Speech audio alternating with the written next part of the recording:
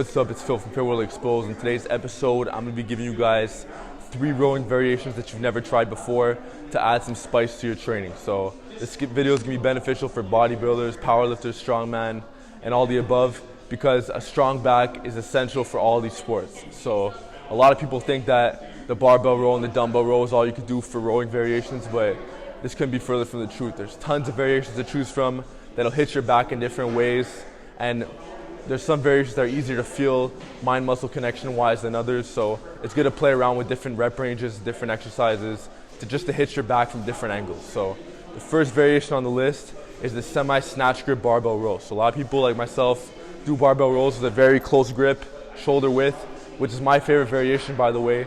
But another variation to throw into the mix to just add more spice to your training is the semi-snatch grip. So you probably put your ring finger on the first ring, and that's pretty much just outside shoulder width. So it's not a snatch grip, it's semi-snatch.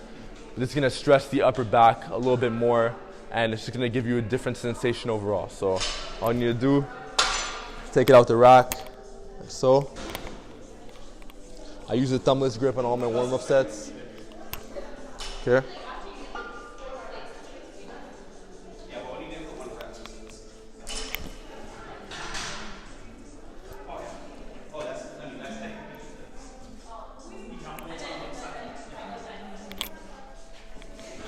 So I like to think of this exercise as like the snatch grip high pull, but just the horizontal pulling version. So it's really good. Once the weights start getting heavier, I will swing, I will use a little bit of a cheat, but it doesn't matter because I'm getting the heavy stretch at the bottom, the same way that I'm getting the heavy stretch at the bottom of the catch phase. Okay, so secondly, we got the Smith machine T-bar row.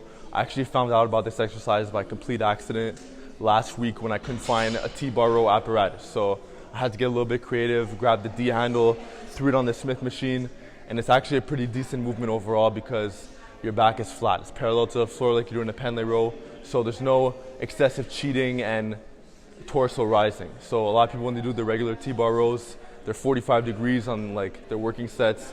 Then on pretty much the last set, they're very upright. And there's nothing necessarily wrong with this, but when you're doing the Smith machine T-bar row, you can't do that. You pretty much have to stay with a parallel back the whole time, and it just hits the back in a different way. And you can still cheat, you can still use a little bit of momentum when it gets a bit heavier, but it's just a different lift overall. So all you're gonna do is take the D handle, put it under. I like to use a thumbless grip too. Okay, chest up.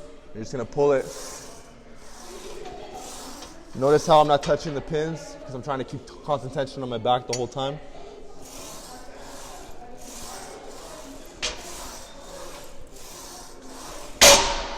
It's a pretty good movement overall. Okay, so thirdly, we got the bend over 2 dumbbell row. So a lot of people are really familiar with the unilateral 1-arm version, which is also amazing, but the 2-arm dumbbell row is another variation you could throw into the mix, and it's kind of like doing a trap bar row, except each arm is working independently. So it's a good variation to have into the mix. Just gonna take the dumbbells, right? And all you're gonna do is you bend over till the dumbbells are really close to the floor, and then you're gonna pretty much row it to your bicep.